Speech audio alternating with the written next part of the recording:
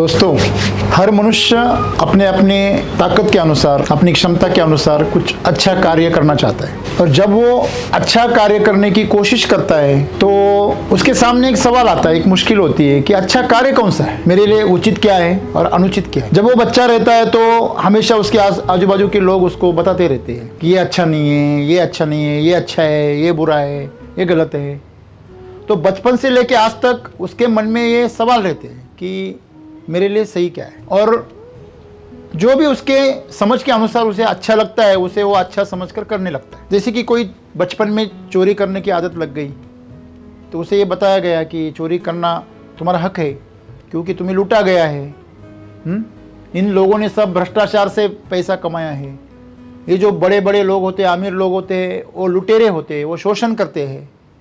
तो अभी नई नई जब पिक्चर्स आते हैं या उसी में दिखाया जाता है कि बड़े लोगों को लूट के गरीबों का पेट भरना ये एक समाज कार्य है। तो उसके दिमाग में ये बैठ जाता है कि अपने हक के लिए लूटना दूसरे को ये उचित कार्य है, तो वो जिंदगी भर चोरी करता है। ऐसा एक समाज बन गया था पुराने जमाने में जिसे हम पारधी कहते हैं। पारद करना, शिकार करना उनका क्या था, धर्म बन गया था। तो दोस्तों, ये जो जीवन की जो आचरण करने की जो विधि है, तरीका है, इसमें बहुत सारी उलझनें हैं। तो इस उलझनों से बाहर निकलने के लिए हमें किसी की मार्गदर्शन की ज़रूरत पड़ती है। जब हम किसी नई जगह पे जाते हैं, नए गांव जाते हैं, नए शहर जाते हैं, तो हमें उसका कोई पता नहीं होता। तो हम वहाँ क्या करते हैं, किसी को पूछ लेते हैं कि भाई ये जो जगह है वो कहाँ है, उधर कैसे जाना है।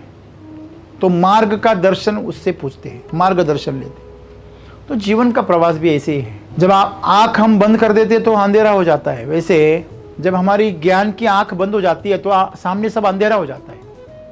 तो हमें दो ही रास्ते होते हैं, या तो किसी से पूछो या चलते रहो, और जो सामने आएगा उसका सामना करो। तो ज़्यादातर लोग जो होते हैं वो पूछने का रास्ता है वो अपनाते हैं। तो जीवन में उचित कार्य क्या है, ये हमें कौन बता सकता है? जिन्होंने अपना जीवन सार्थकता से जिया है, जिनके कार्य की सराहना हुई है, जिनके कार्य से समाज समृद्ध हुआ है, खुशहाल हुआ है, उनका खुद का जीवन सुंदर बन गया है। ऐसे लोगों को हम क्या समझते हैं? आइडियल समझते हैं। तो कौन है वो लोग जो उचित कार्य करते हैं? कौन है? कोई समाज सेवक है, लीडर्स हैं, और क्या है? जिन्होंने जीवन में अपनी पूरी ताकत और पूरी बुद्धि हो, शक्ति हो, ऊर्जा हो, वो समाज के कल्याण के लिए खर्च की। साइंटिस्ट भी है, राजा भी है, कलाकार भी है। आपको सभी क्षेत्र में ऐसे सक्सेसफुल लोग मिलेंगे जो आज हजारों साल बाद भी याद किए जाते हैं। अभी कौन है वो? अगर राजाओं का नाम लिया जाए तो छत्रपति शिवाजी महाराज का नाम आता है। क्यों आता है? उन्होंने कौन सा कार्य किया था ऐसा उचित कार्य? उन्होंने तो लड़ाइयाँ की थी, झगड़े किए थे। क्या किए थे? लड़ाई की कि नहीं की? गनिमी कावे से उन्होंने छल भी किया था, बराबर है। लेकिन फिर भी उनका नाम इतना रोशन क्यों है? हम सब उनको आज पूछते क्यों है? क्योंकि उनका कार्य उचित था। वो क्या कार्य था ये इंपॉर्टेंट नहीं है, उनका कार्य उचित था। क्यों? क्योंकि उनके हर कार्य के पीछे स्वराज्य था। जो आम जनता थी उनके लिए न्याय था, उनके लिए व्यवस्था थी, उनके लिए समृद्धता थी। उसके लिए, अपने हक के लिए वो लड़ते थे। अपने हक के लिए उन्होंने गनिमी कावा किया, क्योंकि जो सामने वाले थे वो अत्याचार करते थे। ऐसे हम संतों का नाम लेते हैं। संत भी उन्होंने अपना पूरा जीवन न्यौछावर कर दिया, समाज के लिए किया। हमें पुरानी अगर लिस्ट करनी हो तो बहुत लंबी लिस्ट बनेगी सभी क्षेत्रों में। हम कालिदास को क्यों याद करते हैं? क्यों करते हैं? क्योंकि उन्होंने जो समाज के लिए ग्रंथ संपदा पैदा की वो अलौकिक है, एक सामान्य इंसान से परे है। मेघदूतम उनका जो काव्य है वो आप अगर पढ़ेंगे तो उनको, जैसे वो भौगोलिक शास्त्रज्ञ है, उनको पता था कि ये जो मेघ है, मतलब जो बादल है, वो कैसे जाते हैं मौसम में और कैसे वो हिमालय तक जाते हैं, वापस वहाँ से समुद्र की तरफ आते हैं। तो उनका जो प्रवास है वो प्रवास का वर्णन उसमें किया है। और जो बादल है उनको, मेघों को उन्होंने एज ए मैसेंजर यूज किया है। वो एक प्रेयसी का, एक प्रियकर का जो संदेश है अपने प्रिय के पास भेजने के लिए उन्होंने बादल का इस्तेमाल किया। तो इसके सहारे, इसके माध्यम से उन्होंने क्या बताया समाज को, दुनिया को, कि ये भौगोलिक यात्रा जो होती है बादल की वो कैसे होती है, मौसम के बारे में उन्होंने सटीक जानकारी। अगर आप हनुमान चालीसा पढ़े तो उसमें सूरज से पृथ्वी की जो दूरी है वो बताई गई है। ये कैसे संभव है? तो ये जो चीजें हैं जो आपको चौंका देती है और समाज को ज्ञान देती है, समाज को ज्ञान का प्रकाश देती है, ऐसे ही लोग जो होते हैं वो अजरामर हो जाते हैं उनके कार्यों से। काव्य तो बहुत सारे लिखे गए, इनके ही नाम क्यों आगे आते? तो आज भी जीवन में आपके आजू बाजू आपको ऐसे लोग मिलेंगे जिन्होंने अपना जीवन दूसरों के लिए क्या कर दिया है, समर्पित कर दिया है।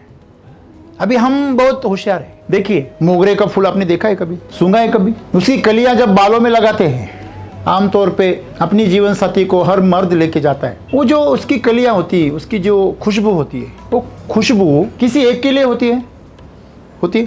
फिर अगर यहाँ पे मोगरे का अगर पौधा हो, अभी एक किसान ने हमें व्हाट्सएप पे भेजा कि SCT वैदिक यूज करने के बाद वो मोगरा मानो जैसे सितारों से लड़ गया है, लद ऐसा, मतलब पूरी तरह उसके कलियां ऊपर आ गई है, पत्ते नीचे रह गए और कलियां, ऐसा आमतौर पे दिखाई नहीं देता। तो वो कलियां इतनी ज़बरदस्त है, सुंदर है, इसकी संख्या इतनी ज़्यादा है कि उसको देखते रहते हैं, वो पत्तों की तरफ ध्यान ही नहीं जाता। तो वो जो फूल है वो किस लिए खिल रहा है? उसके मालिक के लिए खिल रहा है? नहीं, मेरे मालिक ने मुझे रूट चार्जर, न्यूट्री चार्जर दिया तो मैं उसके लिए एक सुगंध पैदा करूंगा, ऐसा वो कहता है? नहीं, फिर वो सुगंध सबको देगा ही। सूरज जब उगता है तो जो पुण्यवान लोग होते हैं उनके लिए उगता है, और जो पाप करने वाले हैं उनके ऊपर अंधेरा रख देता है। सही है ना? सही सर। जब बारिश गिरती है तो जो बदमाश होता है उसके खेत में नहीं पड़ती, जो पुण्यवान होता है उसके खेत में पड़ती है?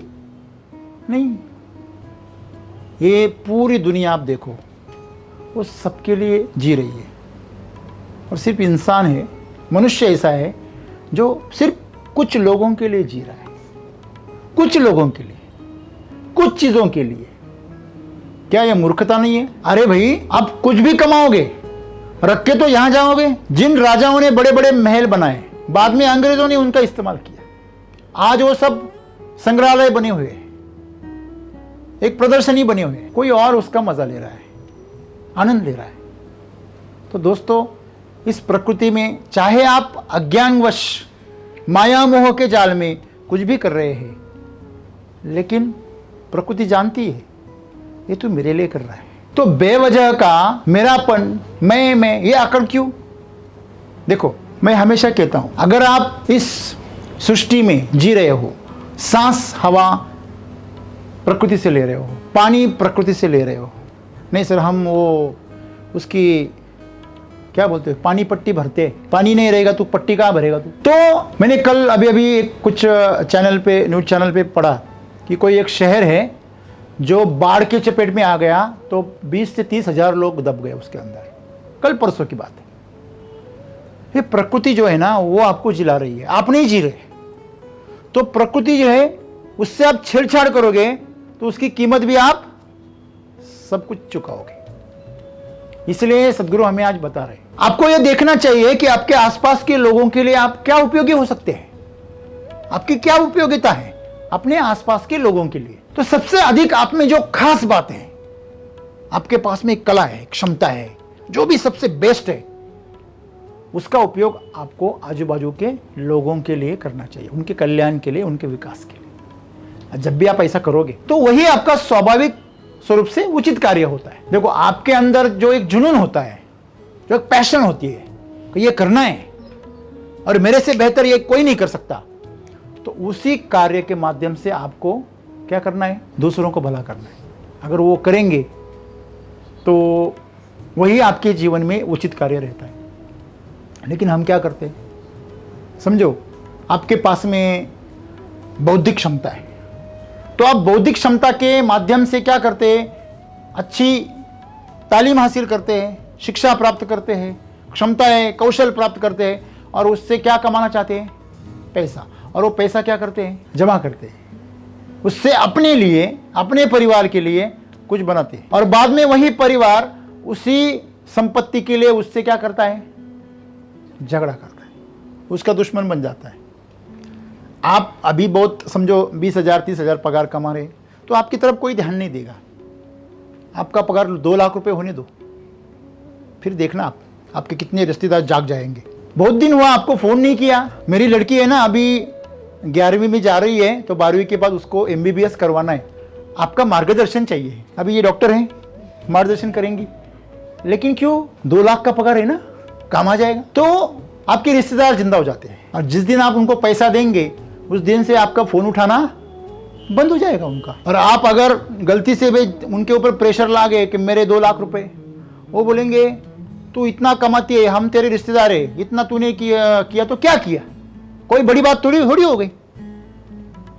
तो आपको सोचने के लिए मजबूर हो जाएंगे, यार मैंने इसको हेल्प की, क्या मैंने गलती की? नहीं दिए पैसे ठीक था, लेकिन मेरे को गलत क्यों साबित कर रहे? मतलब पैसे गंवाए, रिश्ता भी गंवाए। ऐसे होता है। कभी न कभी हमारे ऊपर ये चीजें आती है। तो हमारे पास पैसा नहीं है उतना, हमारे पास उतनी शक्ति नहीं है, इसीलिए हम रिश्तेदारों से और अपनों से क्या है? बचे हुए हैं। जिस दिन आपके पैसा आ जाएगा, आपके पास में प्रतिष्ठा आ जाएगी, आपके सब रिश्तेदार आपके पास से कुछ वसूल करना चाहेंगे। रिश्ते की जो कीमत है वो वसूल करना चाहेंगे।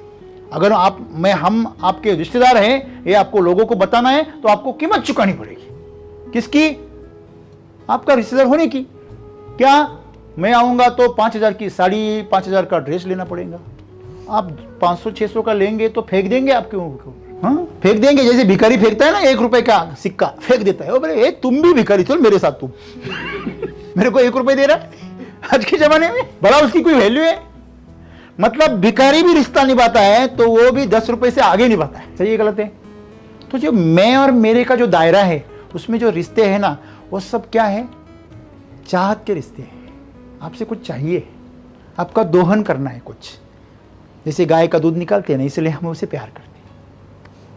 मेरी लाडो, हाँ मेरी मैया, और जब वो लात मारती है तब, हाँ ऐसे ही होता है। तो रिश्ते जो है, वो रिश्तों में हम जो भी कर रहे हैं और वो उसी को हम उचित कार्य समझ रहे हैं, ये सबसे बड़ी गलती हम कर रहे हैं। क्योंकि आप उनको कुछ दे रहे हैं, इसलिए वो क्या है? वो पैरासाइट ही पूरे रिश्तेदार जो होते हैं वो पैरासाइट होते हैं। मतलब कैसे? जहां भी शक्ति है उधर से दोहन करते हैं। आप देखना, रिश्तों का मतलब लेना देना नहीं होता, रिश्तों का मतलब सिर्फ लेना।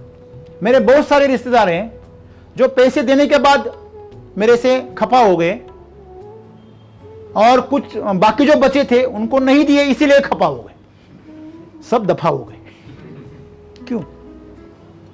क्योंकि रिश्ता जो होता है वो मांग करता है। इसलिए सदगुरु हमें बता रहे कि आप जो पूरी दुनिया में जो मानवता है, जो भी मनुष्य है, वो सभी प्राणियों के लिए आप उचित कार्य करो, उनके काम आ जाना।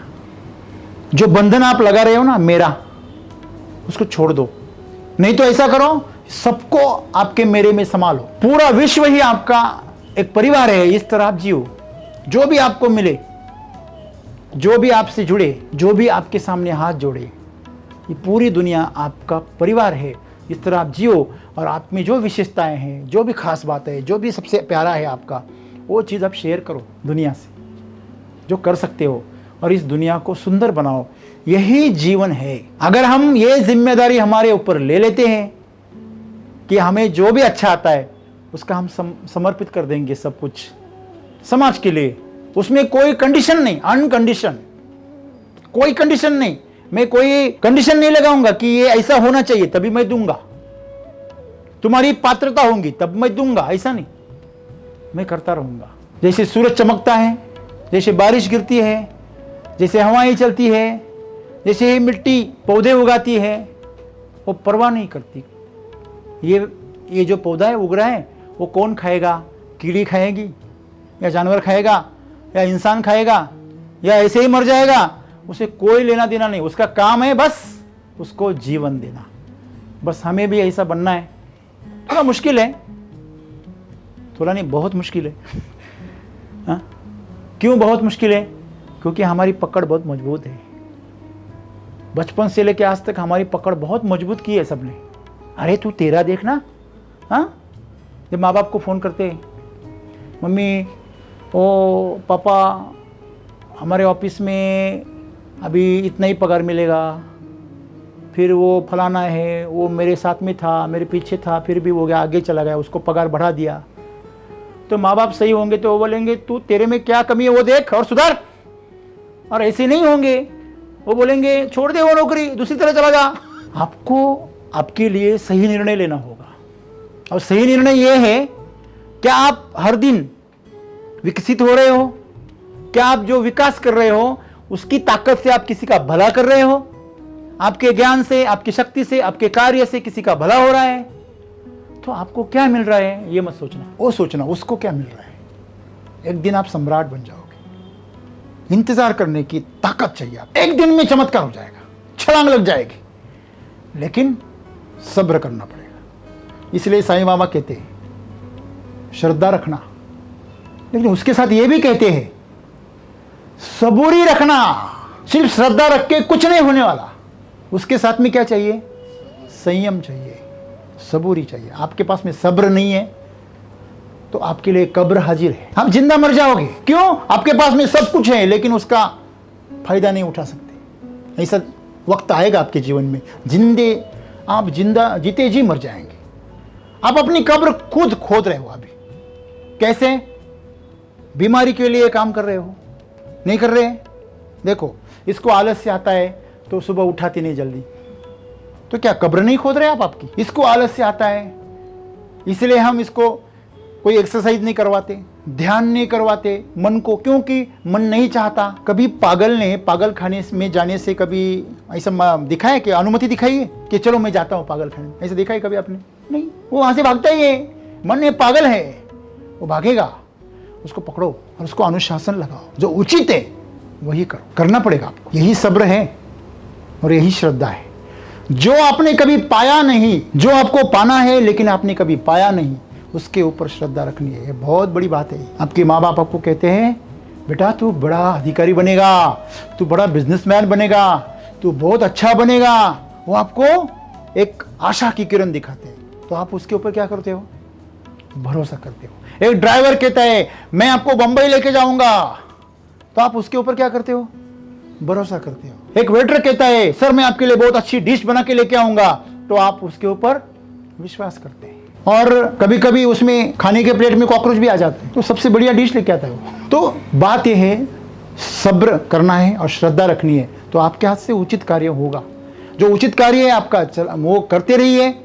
एक दिन आप उस आयाम तक, उस मुकाम तक पहुंचेंगे जहां आप सभी तकलीफों से, सभी वेदनाओं से, सभी अज्ञान की चीज़ों से आप ऊपर उठ जाओगे। जैसे हम बोलते हैं ना, जो बाज होता है, बारिश में सब पंछी छिप जाते हैं, लेकिन बाज वो बादलों से ऊपर उड़ जाता है, तो ऊपर बारिश नहीं होती, आसमान खुला होता है, तो खुला आसमान चुनता है वो नीचे छिपना नहीं चुनता। तो आपको सिद्ध करना है कि आप एक आम चिड़िया हो या आप बाज हो। इसलिए तो जाबाज कहते हैं। जाबाज क्यों कहते हैं? क्योंकि उसके अंदर बाज के गुण हैं। तो उचित कार्य करने की जो क्षमता है आपकी, वो पैदा करना है हमें, और इसलिए हमें हमारी सब कुछ जो हमारे पास में जो उपलब्धियां हैं वो सब कुछ हमें क्या करनी है? समर्पित करनी है समाज के लिए। और जब हम ये कर पाएंगे, आज हम घाटे का सौदा देख रहे हैं, सब लोग बहुत बढ़िया कर, जैसे मेरे साथ हो रहा था। मेरे साथ में 1 साल 2 साल 3 साल नहीं, मेरे साथ ये कितने साल घटा? 25 साल। कितने? 25 साल मेरे साथ में ये घटा कि मैं जो कर रहा था उसे गलत साबित किया गया। हर साल हर मौके पर जो भी मिला, दोस्त हो, रिश्तेदार हो, घर वाले हो, बाहर वाले हो, सभी ने क्या बोला?